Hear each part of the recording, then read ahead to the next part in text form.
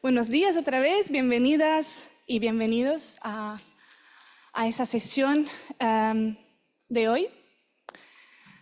Hoy vamos a hablar esta mañana de una temática que ya ha sido mencionada muchas veces en estos días, porque es una temática muy apremiante aquí en la región, que es el tema de la movilidad humana en la región de América Latina y el Caribe.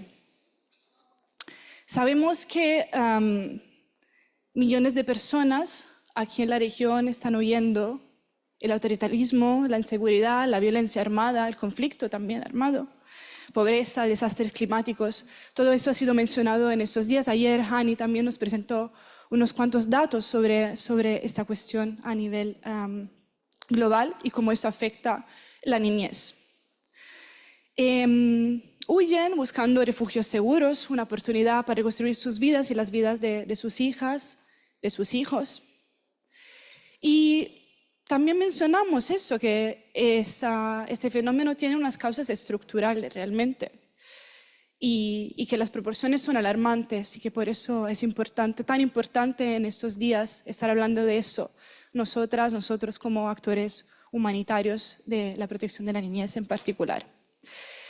Voy a mencionar unos datos para complementar un poco los que se mencionaron en los días pasados. Según la Organización Internacional para las Migraciones, el OIM, el flujo de personas migrantes en tránsito por los países de Centroamérica se ha multiplicado casi por 3 entre 2022 y 2023. Y la estancia media sabemos que también ha aumentado. Más de 500.000 de personas cruzaron el Darién, la selva del Darién en 2023 y según los datos más recientes, solo en el primer trimestre del 2024, 100.000 personas, incluyendo muchísimas niñas y niños. Y sabemos que muchas personas también pierden la vida en ese trayecto. El número de inmigrantes que cruzaron Honduras de manera regular se triplicó, según el Instituto Nacional de Migración. Y en México, también según los datos del OIM, el tránsito de inmigrantes en situación irregular aumentó un 77% durante el año pasado. Y luego está la crisis claramente en Venezuela, de 7.7 millones de venezolanos que dejaron su país desde el 2017, de los cuales casi la mitad son niños, niñas y adolescentes.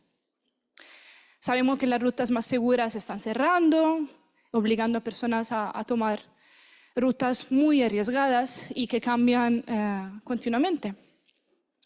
Entre estas personas, sabemos también muy bien que hay muchas familias acompañadas con niñas, niños, adolescentes de todas las edades, madres solas también con sus hijos y hijas, y menores no acompañados o separados también a causa de los eventos que enfrentan en el camino. Las estadísticas del proyecto Migrantes Desaparecidos de Naciones Unidas son estremecedoras. Al menos 1.275 personas murieron o desaparecieron durante la migración en Américas el año pasado. Es un número, ¿no?, impresionante. El último dato que quiero mencionar es el de Médicos Sin Fronteras, que registró un aumento al final del año pasado también de 7 veces de los incidentes mensuales de violencia sexual en México y en América Central. Sabemos que muchas de esas son niñas y adolescentes, pero también niños y son víctimas directas o testigos, bueno, en los dos casos víctimas claramente. Sabemos que el impacto de esta crisis, de la crisis de la movilidad humana sobre la seguridad, el bienestar físico y emocional de las niñas, los niños y de los adolescentes es devastador. Las consecuencias son a largo plazo, profundamente perturbantes. Y entre algunas de las violencias y los abusos al cual se enfrentan las niñas, niños y sus familias son la violencia física, la violencia sexual, basada en género, el secuestro, extorsiones, robos, amenazas, discriminación, tráfico, xenofobia, abuso de poder, durante varias etapas además, ¿no? del proceso migratorio. Sabemos que en el país de origen, en tránsito y a veces también destinación. Estas violaciones con frecuencia ocurren en completa impunidad, lo que exacerba la vulnerabilidad de las familias y los niños, especialmente cuando no reciben ninguna atención o la atención que reciben no es adecuada a su edad, a su etapa de desarrollo. Sabemos que las barreras también en acceder a los servicios, cuando existen, son enormes. La falta de información clara, también se mencionó en los días pasados, sobre dónde acceder, cómo acceder. Son solo algunas, ¿no?, de las múltiples barreras que yo sé que muchas de ustedes trabajan en eso directamente y conocen muy bien. Nos encontramos entonces ante una crisis que nos llama a todas y todos a actuar, en particular, ¿no?, nosotros como actores humanitarios y con nuestros aliados. Las organizaciones estamos respondiendo con recursos siempre más limitados, como ayer Shima nos decía en el panel de apertura de este evento, frente a una alta demanda. Y se enfrentan también a múltiples desafíos de protección a la niñez en acción humanitaria, que es el bloque 4, el bloque que nos habla, nos recuerda la importancia de priorizar los enfoques integrados entre sectores en nuestra respuesta. También sobre esto ya se han mencionado, se ha puesto mucha atención, ¿no?, en los diferentes discursos que hemos escuchado ayer, de Bill, de Hani, de Shima, etc. Una respuesta que ponga al centro cada niña, niño, adolescente con sus necesidades específicas y diversas y según también la fase que estén atravesando. Trabajando de una manera integrada entre sectores podemos ser más eficaces en responder a esas necesidades, contribuyendo a la seguridad y el bienestar en momentos muy difíciles, etapas muy difíciles de la vida de esas niñas y niños. Y también ser más eficientes sobre el uso de los recursos, que sabemos ser más y más limitados. Como Save the Children, así como muchas organizaciones representadas aquí, que trabajan directamente con niñez en emergencias, como UNICEF y World Vision, entre otras que van a hablar hoy. Estamos poniendo en marcha esfuerzos ejemplares, esfuerzos, ¿no?, para permitir a los sectores de juntar fuerzas para alcanzar objetivos comunes en lugar de competir, ¿no?, como ayer nos recordaba muy bien Bill. Con la discusión de hoy lo que queremos hacer es explorar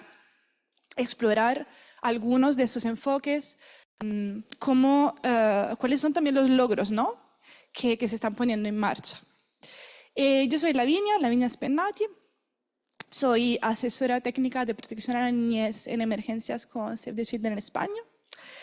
Y hoy, junto con mi colega Neri Roldan, asesor regional de protección a la niñez en emergencia para la región de América Latina y el Caribe, con Save the Children, vamos a facilitar ese panel. Antes de pasar la palabra a Neri, que les va a presentar nuestras fantásticas panelistas, me gustaría consultarles brevemente con una breve actividad, un Mentimeter, así que si pueden ya sacar sus celulares, vamos a preguntarles algo para abrir esa sesión y luego pasar la palabra a las hoy, aquí.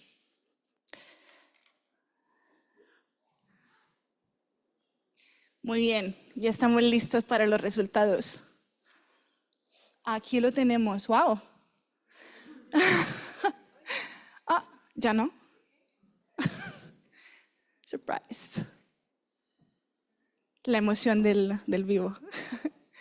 Muy bien, tenemos, voy a traducir, salud mental, apoyo psicosocial, derechos humanos, protección, seguridad, alimentación, espacios de juego, familia y amigos, acceso a servicios básicos, servicios a víctimas de violencia sexual, paciencia y cariño, me gusta mucho esto.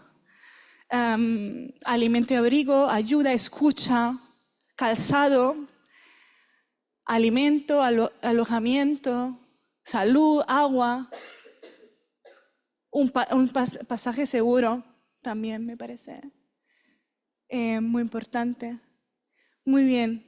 Eso era realmente para ponernos todos un poco en la misma página y sentir que estamos, de quiénes estamos hablando, ¿no? A pesar de que hoy no tenemos representada ninguna niña y niño con nosotros, pero queremos sentirnos cerca de ellas y ellos. Paso aquí la palabra a Neri para que presente a nuestras panelistas y que empiece un poco nuestra discusión. Muchas gracias. Gracias, Lavinia. Buen día a todos y a todas. Sabemos que tenemos 3 sesiones, que estamos cortos de tiempo, pero traemos 3 colegas que la intención es que podamos conversar sobre 3 preguntas sobre la relación con programación integral o programación integrada. Como bien decía Lavinia, ¿verdad? Nos basamos en el bloque 4 y ustedes van a encontrar todo un marco de transversalización, coordinación programada y programación integrada. Entonces la intención es en esta sesión hablar un poquito sobre programación integral. Entonces, venimos y ustedes ven, ya ahí tenemos los nombres de nuestras panelistas. Yo me presento, soy Neri Roldán, yo trabajo para la oficina de Save the Children. Le pedimos a nuestra colega Ana Catalina Fernández, ella es nuestra especialista de protección de niñez dentro de UNICEF, ¿verdad? Y su especialidad es, por más de 15 años, ha trabajado a nivel regional en temas humanitarios y temas de emergencias. Démosle un aplauso para que muy bien, nos despertamos nosotros también. Sí. Tenemos también a Lore Helen, que en este proceso, ¿verdad?, de la sesión nos hemos ido conociendo. Lore Helen trabaja para World Vision y tiene más, yo me decía 10 años, no, Neri, son más de 20 años que tiene de trabajar temas de protección de niñez, 10 años con el Estado y 10 años con una ONG, ¿verdad?, que es World Vision en Honduras. Entonces también recibámosla con un fuerte aplauso. Muy bien. Trae porra. Muy bien. Y tenemos también a Mónica Cervantes, ¿verdad? Mónica Cervantes, ella viene de México, ella trabaja para la oficina de Save the Children en México y la ven jovencita, pero ya tiene muchos años de experiencia de trabajar temas migratorios. Entonces, esta es parte, ¿verdad?, de nuestra especialista en la respuesta de migración para México. Entonces, vamos a tener 3 preguntas y estas 3 preguntas, la intención es que no solamente las respondan ellas, sino que también ustedes en su mente puedan hacerse los cuestionamientos y puedan también ver si en sus organizaciones o desde su experiencia las preguntas, ¿verdad?, tienen sentido.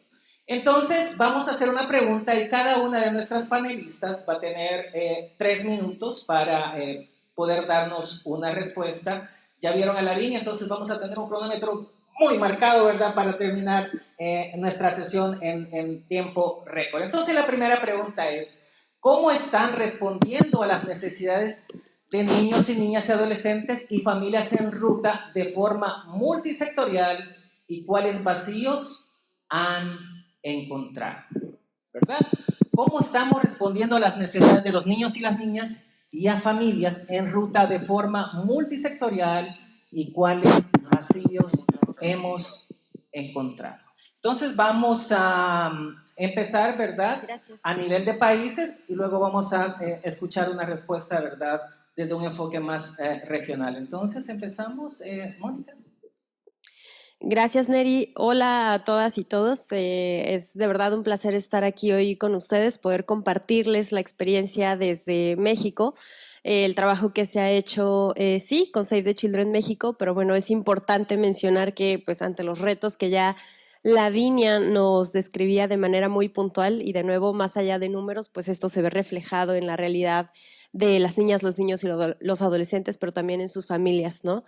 Es muy retador, evidentemente, ante las múltiples necesidades que identificamos y más en el caso mexicano, como ustedes saben, y si no, pues vale la pena recordar, ¿no? Al compartir la frontera con Estados Unidos, uno de los principales, si no es que el principal destino de los flujos mixtos que observamos en la región, pues esto se complejiza cada vez más, ¿no?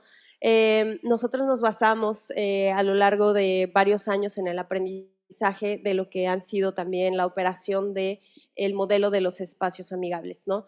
Hoy es tan vigente el modelo de los espacios amigables porque nos ha permitido fomentar esto como un espacio seguro en donde niñas, niños y adolescentes pues llegan a tener un primer contacto con sus pares, en donde después de un viaje en el que se vieron expuestos y expuestas a múltiples riesgos y situaciones de vulnerabilidad, es un primer momento en el que durante mucho tiempo ellos vuelven a convivir en un espacio seguro con sus pares, pero también nos permite aquí vincular de manera muy directa con el sector de educación, ¿no? En este caso, la temática educativa funciona como una plataforma para poder abordar distintas temáticas que abonan al resto de los sectores que, pues bueno, va cada uno abonando a cada una de las necesidades, ¿no?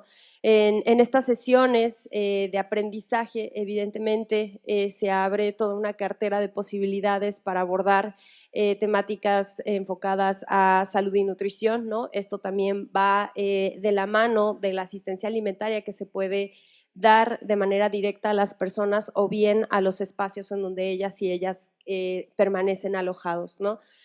También tenemos todo el componente de apoyo psicoemocional, donde en estas sesiones también a través del aprendizaje por distintas metodologías, sobre todo fomentando mucho el desarrollo artístico de niñas, niños y adolescentes, pues también evidentemente por toda la historia que traen desde país de origen y o también en ruta, en un círculo de violencia que difícilmente se rompe, es aquí donde tenemos también la oportunidad para que niñas, niños y adolescentes participen y podamos ir también abordando desde la parte multidisciplinaria de los equipos que están facilitando en los espacios amigables, también la identificación de casos de protección, ¿no? Esto es vital, es súper importante porque nos permite acercarnos a ellas y ellos y poder empezar a identificar pues cuáles son tal vez algunas conductas o algunas características que llaman la atención de cómo se van desarrollando ellas y ellos.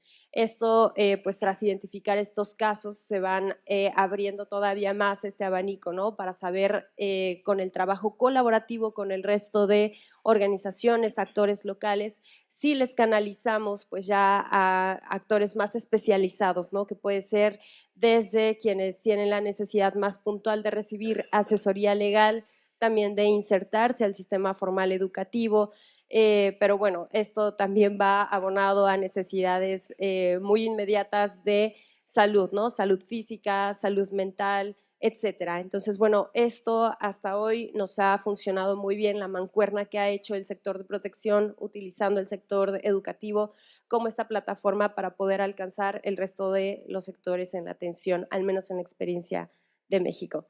Gracias, colegas. Gracias. Bueno, muy buenos días. Muchas gracias a Lavinia y a Neri por este acompañamiento en este proceso de poder participar en la alianza, que ha sido realmente muy gratificante conocer y pues ahora compartir. Y pues compartirles un poco de contexto de Honduras. Pues Honduras, su contexto es bastante frágil, no solo por el tema de violencia, fragilidad ambiental, sino también se ha incrementado el tema de movilidad, de flujos mixtos. Durante el 2023 se atendieron 182,000 personas, aproximadamente de 95 nacionalidades, y a lo que va de la fecha, 200.000 personas han transitado por el territorio nacional, sobre todo por la zona oriente del país.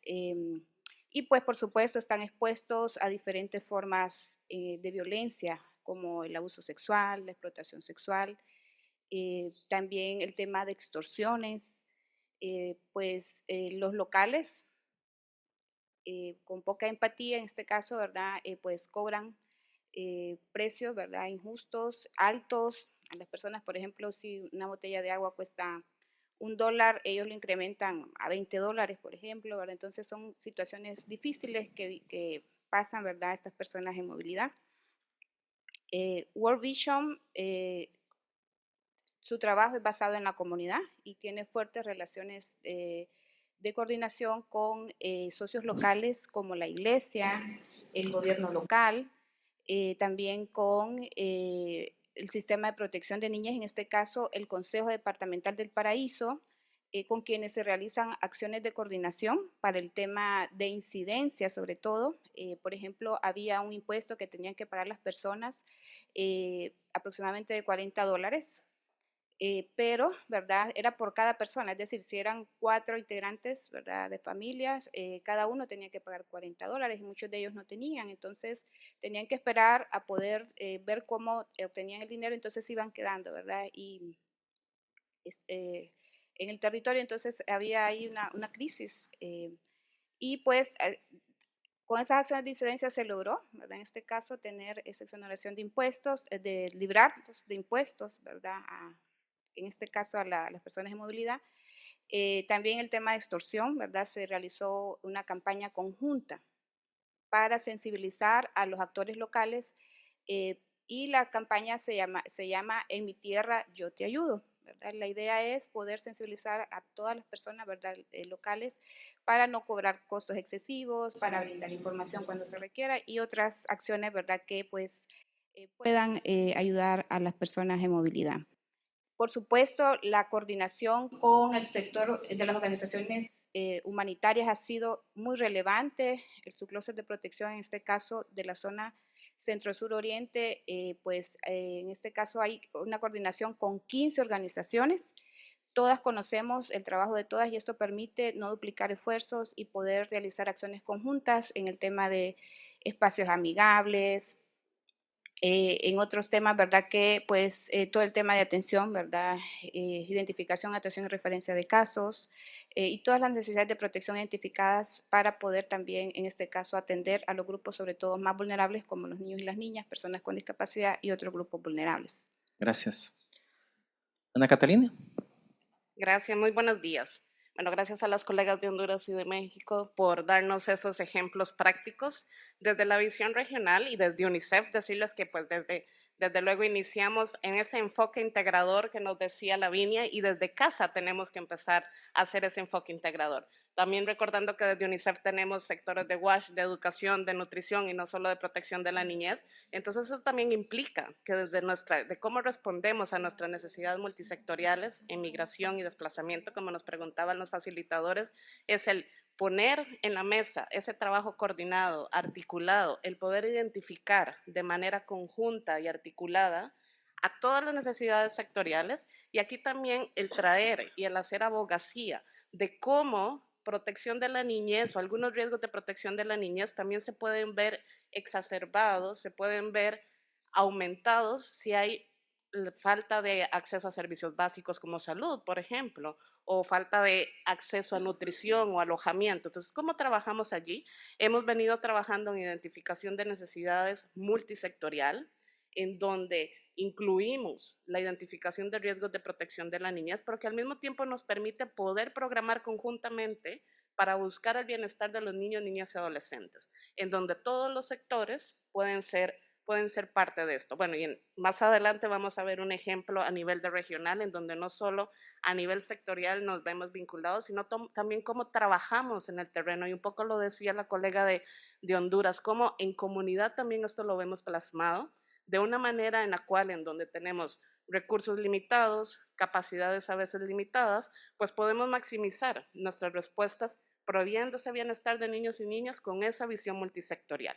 Desde luego, trabajamos muy de la mano con educación, con protección general, con GBV, con albergues y otra de las acciones, porque también la pregunta dice vacíos, Neri.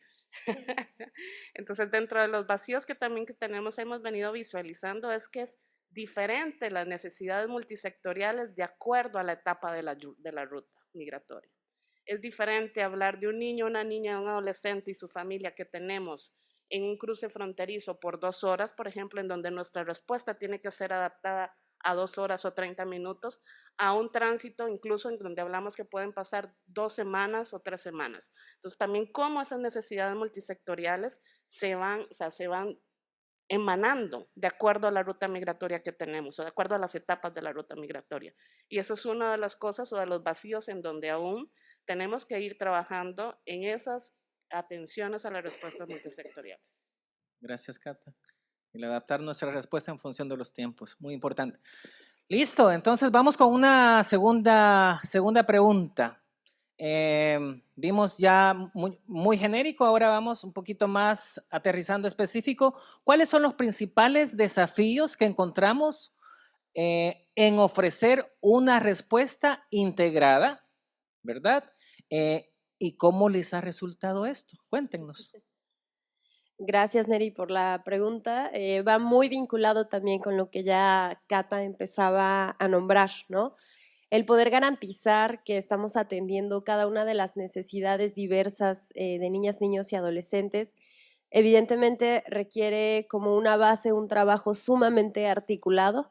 Es imposible avanzar solos y solas si queremos ser realmente o brindar realmente una atención integral. Evidentemente, en nuestra experiencia, trabajamos también muy de la mano con sociedad civil. En este sentido, los espacios de alojamiento, los albergues que están hoy vigentes desde la sociedad civil son un aliado estratégico que nos ha permitido también garantizar el acceso primero a la población, pero después brindarles ese apoyo complementario para que cada uno de los sectores se vaya engranando. Como también ya Cata decía, el tema de trabajar, bueno, y la colega de Honduras también, con el sistema público de protección, esos sistemas que hoy existen, es prioritario acompañarles, fortalecer capacidades para que no sean esfuerzos aislados y esto cada vez vaya sumando, ¿no? Y bueno, también en el contexto de México, en los diferentes puntos estratégicos en donde nosotros tenemos la intervención, ha sido sumamente importante vincularnos entre las propias organizaciones que estamos en los diferentes contextos.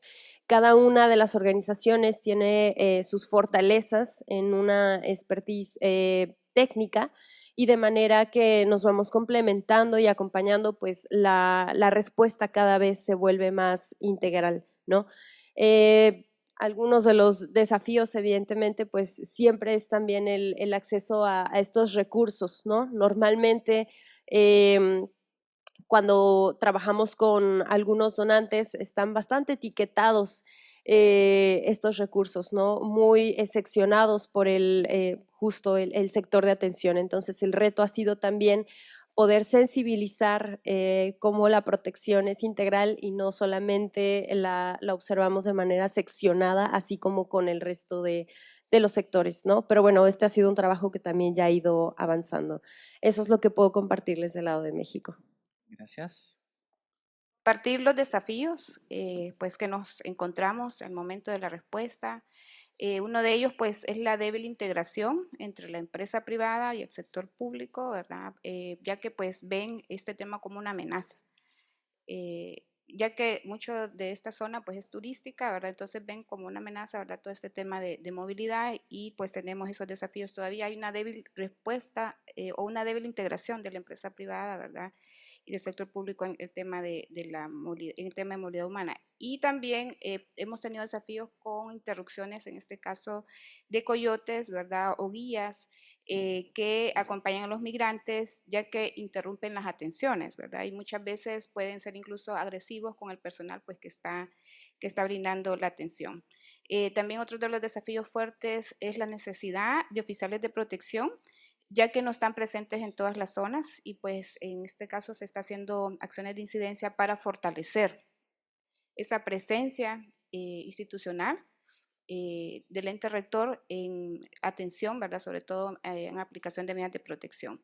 La poca coordinación con el sector transporte, debido pues a la alta afluencia de personas en la oficina de migración, los buses salen, ¿verdad?, antes de que las personas puedan recibir las atenciones. Entonces todavía hay un desafío en esa coordinación con el sector transporte.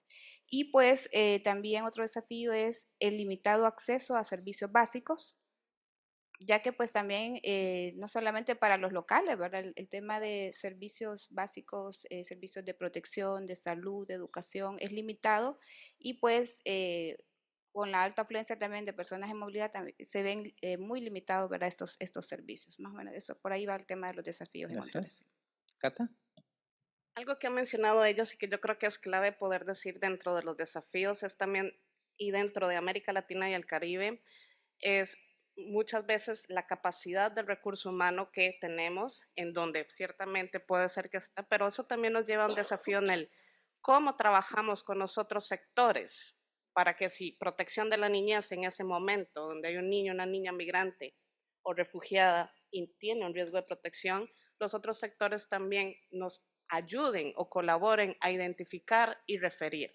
Y creo que eso es uno de los desafíos en los que todavía podemos trabajar aún más, en el cómo fortalecemos ese trabajo intersectorial o multisectorial, que es la palabra que estamos abordando aquí, y también permear de que muchas veces desde protección de la niñez también debemos aprender un poquito más de lo que los otros sectores hacen para poder apoyar a fortalecer las capacidades no solo nuestras, sino también de los otros sectores y así poder minimizar los riesgos de protección, identificar y referir. Creo que eso es uno de los desafíos que tenemos.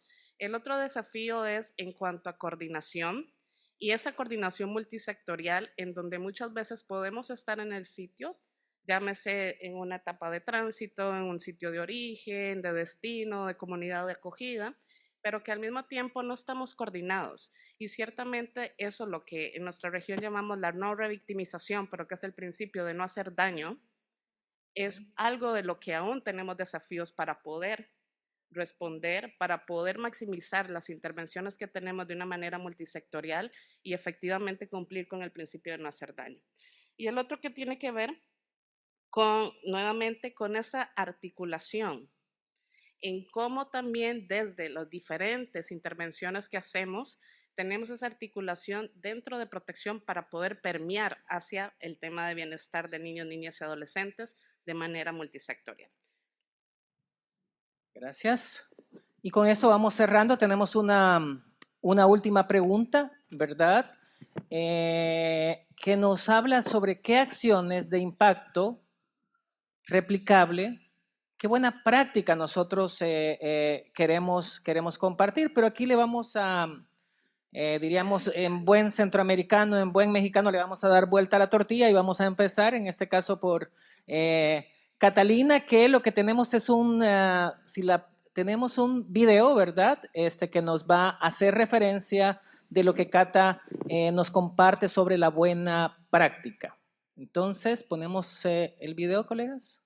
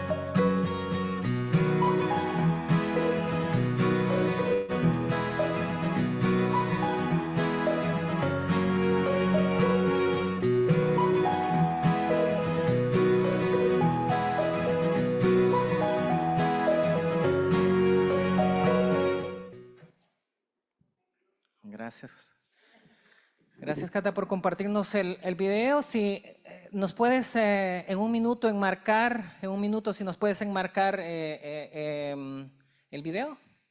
Sí, bueno, creo que hay varias personas en la mesa que también pueden agregar mucho sobre esta iniciativa regional.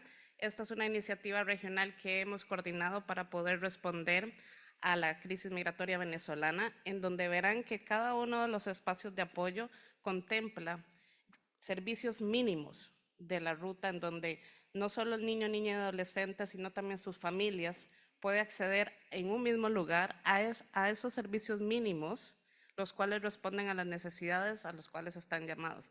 Este video que está acá está enfocado más a esos servicios mínimos en puntos fronterizos, en los cuales se pueden encontrar en los diferentes puntos fronterizos, principalmente en el sur de América, en donde hemos venido desarrollando. Ahora, conforme hemos ido evolucionando en nuestras respuestas, efectivamente, por ejemplo, aquí veo a José de Ecuador, puede contar un poco más sobre los espacios de apoyo en Ecuador, en donde tenemos en comunidades de acogida, destino, etcétera, pero que la idea es en donde no solo tenemos los servicios conjugulados, sino también la coordinación de los diferentes sectores y de los diferentes actores, en donde trabajamos conjuntamente.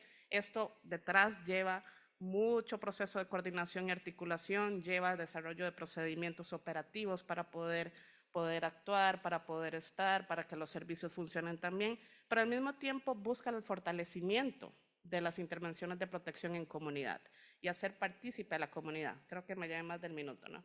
Listo, gracias.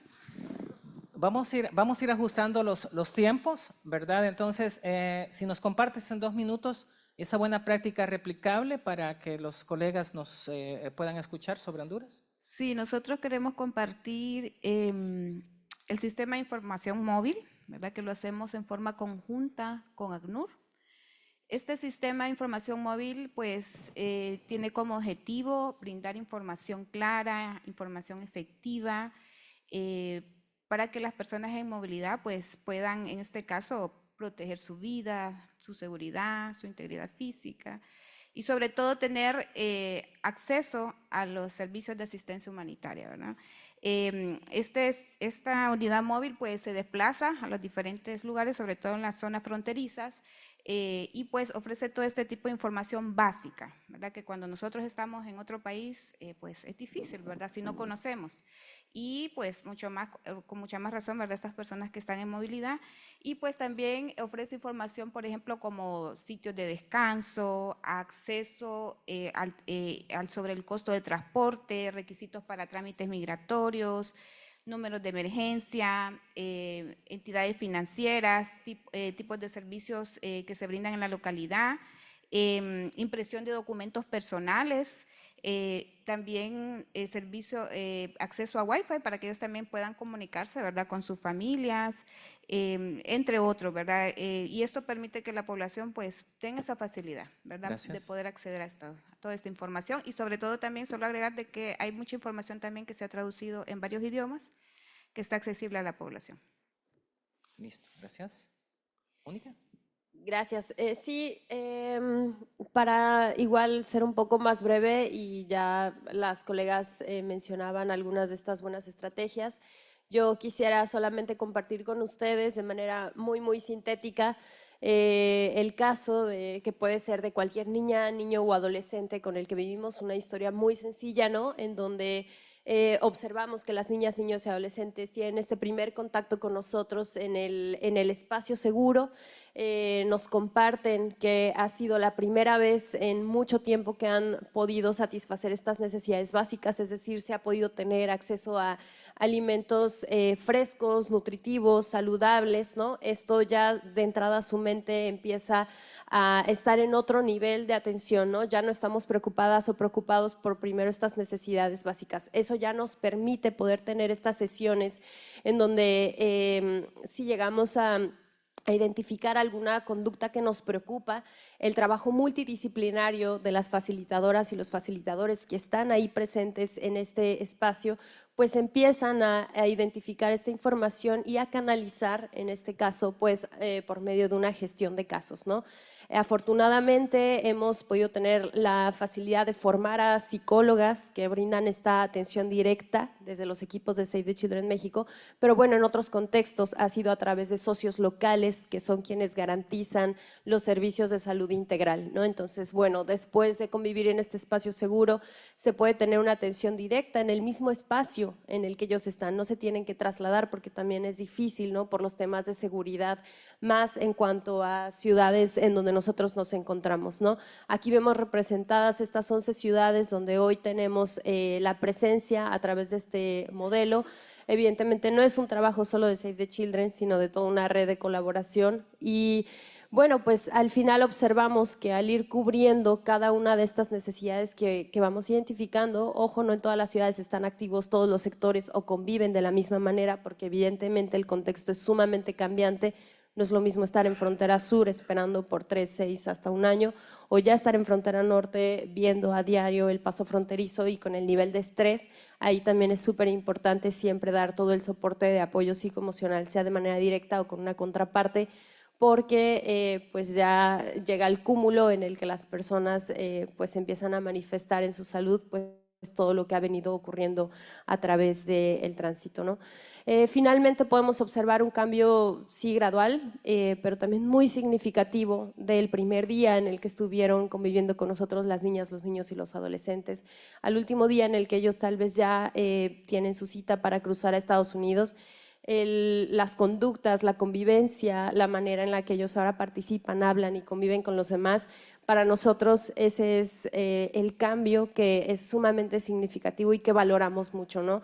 Ver que con esta intervención pues ahora se nota un cambio para el bienestar y pues evidentemente para la protección de la población con la que trabajamos. Gracias. Un fuerte aplauso para nuestras panelistas. Y dejamos 3 mensajes. Uno, identificamos que los niños y las niñas no están fragmentados, ¿verdad? No están fragmentados, sino que van a requerir, como bien nos comentaban nuestras colegas, una respuesta integrada. Eso que nos invita a no planificar por silos, ¿verdad? Este es el programa de protección, sino cómo articulamos nuestros programas. Y un elemento adicional a destacar es qué tanto los otros sectores conocen sobre protección, pero qué tanto nosotros también conocemos de los otros sectores. Sí es cierto que no vamos a ser expertos, pero qué tanto vamos a saber o conocer sobre el tema de nutrición, sobre el tema de WASH, sobre el tema de seguridad alimentaria, para poder dar una respuesta asertiva, de calidad y de programa integrado. Entonces, para hacer el cierre, dejamos a nuestra compañera Lavinia para concluir. Gracias. Muchas gracias, Neri, y muchísimas gracias a nuestras panelistas para brindarnos esta información, estas ideas y para compartir con nosotras y nosotros sus perspectivas nacionales y también regionales.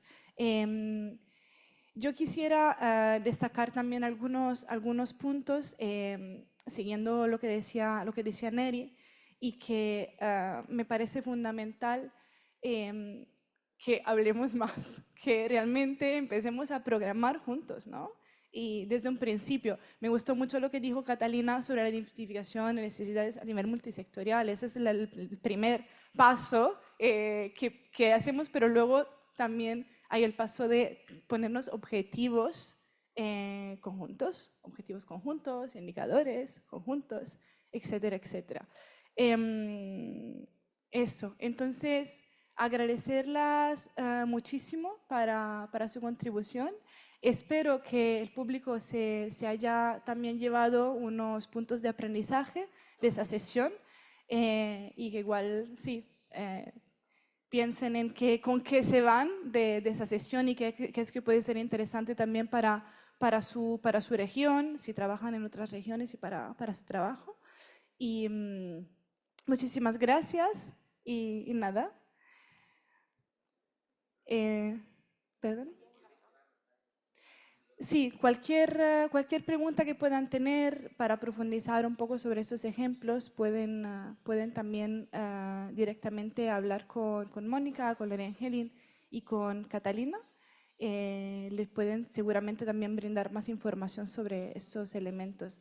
Como estamos muy cortos de tiempo, lastimosamente no vamos a poder hacer una sesión de preguntas y respuestas, porque realmente nos piden, creo, de dejar la sala ya. No sé, como... Entonces, tomamos un par de preguntas del público.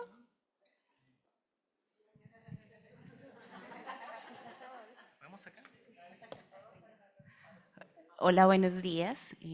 Muchas gracias por las presentaciones y compartir esos ejemplos concretos. De repente, más que una pregunta, una reflexión, una inquietud o solicitud a raíz de una de las mesas que estuvimos ayer donde nos preguntaban que nosotros, como desde las diferentes organizaciones que estamos aquí, ¿qué necesitamos de la alianza? ¿O qué pudiéramos pedirle a la alianza? Y pues escuchando las intervenciones y muchas de las conversaciones de ayer me surge un poco la inquietud, la necesidad frente a ese reto que tenemos todos como desde protección infantil de buscar intervenciones realmente multisectoriales, integradas. Si desde la alianza y todos pudiéramos como hacer un ejercicio de abogacía y de levantar la mano y también hacia la comunidad internacional y los donantes, decir, todos hablamos de lo importante y lo necesario, pero cuando llegan las propuestas y los presupuestos hay unas restricciones muy grandes frente a este es un proyecto de educación. Y muchas veces los indicadores, los presupuestos nos llevan a ese tipo de restricciones desde el diseño, la concepción de las intervenciones, donde te están diciendo debemos ser multisectoriales, integrales.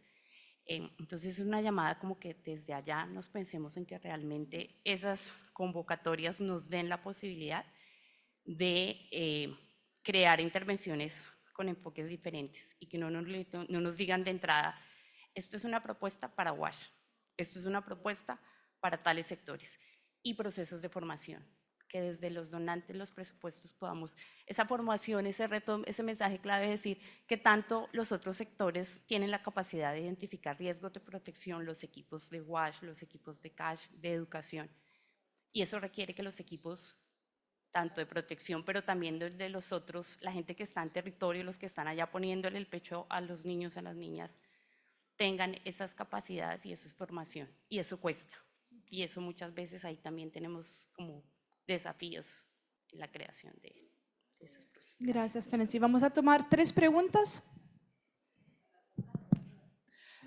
Buenos días, de Save the Children Guatemala. Creo que referente a lo que decía mi anterior colega, en Guatemala creo que hemos tenido avances. Sí, se está trabajando desde el diseño en integrar protección con educación, por ejemplo. Ya se han inscrito más de 500 niños en el sistema educativo a través de educación en emergencia. Estamos trabajando en ruta educativa también para no interrumpir la educación de los niños durante la ruta migratoria.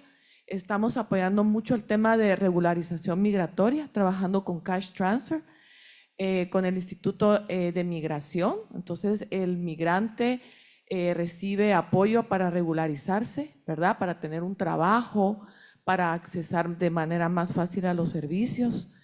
Estamos trabajando muy de la mano también con municipalidades y con el Ministerio Público para el tema de violencia basada en género. Pero lo que sí veo yo, un gap que yo veo es en frontera específicamente, porque hay muchos servicios que se traslapan, muy dirigido a lo que decía mi colega, el tema de coordinación y sinergias. ¿Qué proponen ustedes o cómo ustedes lo están manejando? Nosotros en Guatemala estamos trabajando mucho a través de clústeres. Entonces, en los clústeres estamos tratando de complementarnos para que no haya tanto traslape en los servicios, específicamente en la frontera de Honduras y Guatemala, ¿verdad? Donde hay mucho traslape. Entonces, vemos muchas organizaciones como trabajando en lo mismo, ¿verdad? mientras que muy pocas en shelters y muy poca en servicios médicos, ¿verdad? Que ahí es donde estamos apuntando más ahora. Pero sí pasa este traslape de servicio. Entonces quisiera, no sé qué propone Honduras o cómo lo están abordando ustedes solamente. Gracias, Linda. La última pregunta. Han mencionado, me parece una cosa muy importante, que es el tema de la condicionalidad de los donantes. Y aquí muy en específico, pues en la condicionalidad de los Estados Unidos, sobre todo con fondos de PRM, que tienen que ver con no usar los fondos para desplazados mexicanos, o sea, no se puede usar fondos para desplazados mexicanos, lo cual nos pone en una situación humanitaria muy compleja, porque están en los mismos albergues, en fin, huyen de las razones muy parecidas, o sea, eso es uno, y la otra muy nueva y muy fresca de ayer, pues que no se van a poder, bueno, no de ayer, viene del Congreso de los Estados Unidos, que es no usar los fondos para dar información sobre procesos legales en Estados Unidos. O sea, hemos visto incluso el tema de los puntos de información. Entonces, ante estas condicionalidades, pues muy específicas, nos afectan en México de manera específica, pero también de manera más general en la región. Uno, cómo sus organizaciones están abordando esto, porque sigue habiendo necesidades humanitarias alrededor del desplazamiento en México, aunque esté excluido de una parte muy importante, casi fundamental del financiamiento en México, en el contexto mexicano, y el tema de la información a los sistemas de asilo en los Estados Unidos y vías legales de migración. Ante esta situación, ¿qué hacen sus organizaciones? ¿Qué maneras alternativas buscan para dar una solución? Y relacionado con esto, ¿cómo piensan que la coordinación interagencial, los grupos de coordinación interagencial de la niñez pueden hacer un trabajo más eficiente, más efectivo y más productivo para buscar soluciones comunes, que tiene que ver con lo que ha dicho la compañera también, de la duplicidad, cuando hay unos gaps muy grandes? Entonces, ¿cómo podemos en conjunto usar mejor los grupos de coordinación para buscar soluciones ante limitaciones que son comunes, y cómo sus organizaciones están buscando maneras alternativas ante limitaciones pues, importantes de la condicionalidad de los donantes? Muchísimas gracias. Entonces vamos a responder empezamos con Mónica. Sí, sin duda alguna, entiendo que resuene mucho el tema de la colaboración con los donantes, ¿no? Creo que es súper marcado, como ya todas lo hemos nombrado, como desde la convocatoria viene literal, pues el sector y casi, pues ya desglosados los indicadores, ¿no?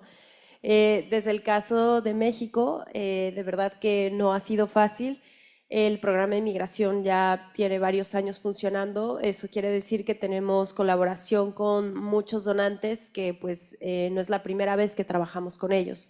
Pero sí es verdad que cada vez que toca formular una propuesta y en donde colaboran nuestros diferentes técnicos, desde cada uno en la expertise de su sector, se ha hecho una labor muy fuerte de sensibilización.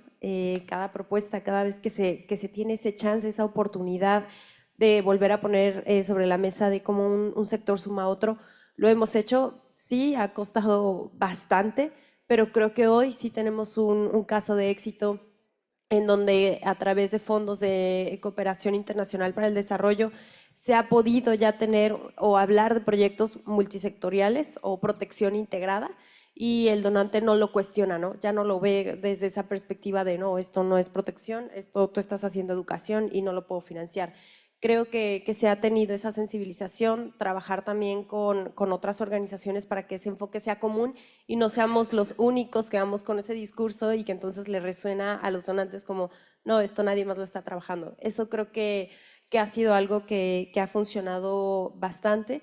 Y bueno, ante la no duplicidad solamente complementando, también creo que aquí es importante cómo la bolsa de financiamiento se va diversificando, porque aquello que no podemos cubrir con estos donantes que todavía están bastante apegados al trabajo pues muy seccionado, también con algunos donantes corporativos se ha podido ya abrir un nuevo discurso, porque ellos todavía no están, digamos, tan educados en el tema, y nosotros somos los que ponemos la agenda de cómo ir abordando, ¿no?, la atención multisectorial. Entonces, los fondos que tenemos a través de ellos lo hacemos o lo nombramos como fondos irrestrictos, pero que justo están enfocados a una estrategia integral y no a un sector en específico. Y ya nosotros posicionamos la protección como algo integral, ni siquiera en la narrativa lo nombramos o lo empezamos a fragmentar, ¿no? Entonces eso también en el caso de México nos ha ayudado muchísimo a poder hacer de todo bajo el paraguas de protección integral. Muchas gracias, Mónica.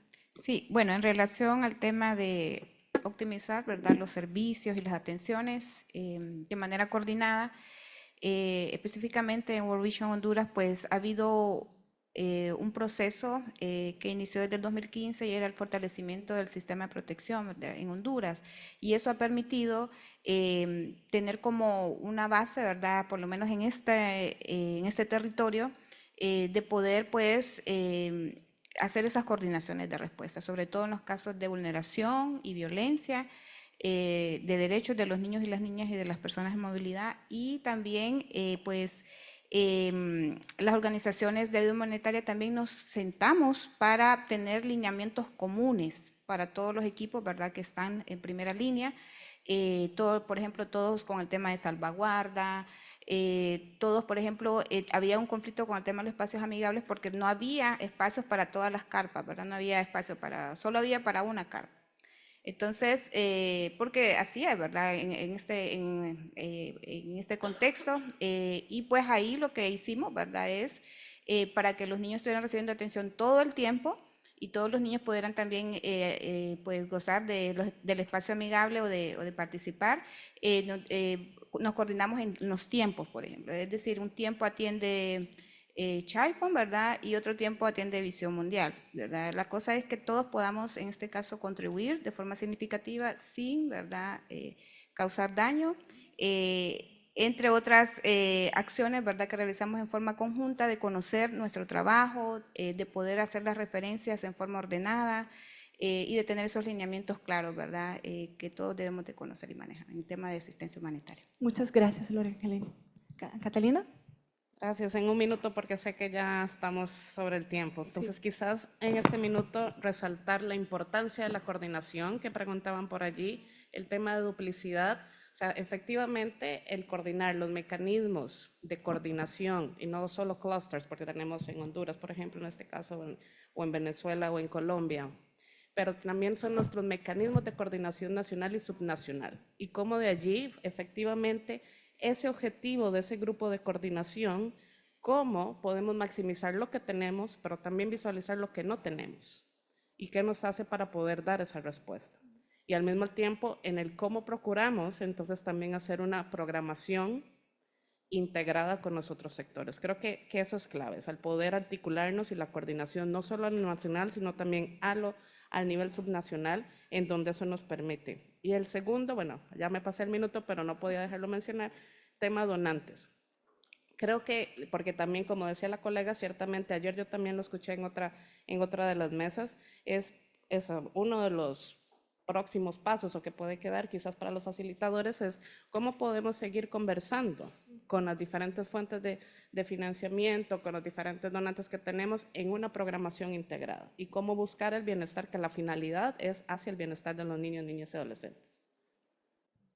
Muchísimas gracias. Un fuerte aplauso para Catalina, Lorena Angelini y Mónica. Sé que nos quedamos con ganas y necesidad de hablar más del tema. Ahora vamos a tener una pausa, entonces habrá la posibilidad, si queremos seguir hablando afuera mientras que tomamos un café, para seguir hablando de ese tema.